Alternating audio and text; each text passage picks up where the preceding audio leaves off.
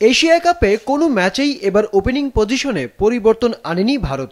৬ ম্যাচেই strike and থেকে bat শুরু করেছেন অভিষেক শর্মা।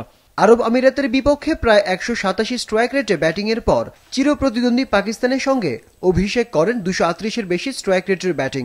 এরপর সুপার 4-এর ৩ ম্যাচেই 50 করেন অভিষেক। এমন পারফরম্যান্সে এশিয়া কাপে সবচেয়ে বেশি ৩০৯ রান এখন পাঞ্জাবের এই ওপেনারের।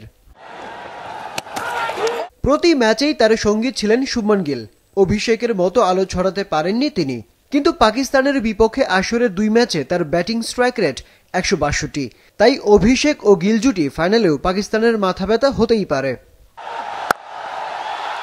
অন্যদিকে আসরে এবার কি করেছে পাকিস্তানের ওপেনাররা? ধারাবাহিকতার কোনো প্রমাণই দিতে পারেনি তারা। গ্রুপ পর্বের ম্যাচে সাহিবজাদা ফারহান ও সাইম আইয়ুব ৩ ম্যাচে ওপেনিং করলেও একমাত্র ভারতের বিপক্ষে ৪০ রানের ইনিংস খেলতে পেরেছিলেন সাহিব। সাইমের ওপর নির্ভর করতে না পারার কারণে সুপার 4-এ তাকে আর ৬ ম্যাচে একটি 50 করা সাহিবের পার্টনার হিসেবে পাঠায়নি পাকিস্তান টিম ম্যানেজমেন্ট। তবে ফকরে জামান তখন সাহিবের সঙ্গে জুটি বাঁধলেও অবস্থার কোনো পরিবর্তন হয়নি পাকিস্তানের।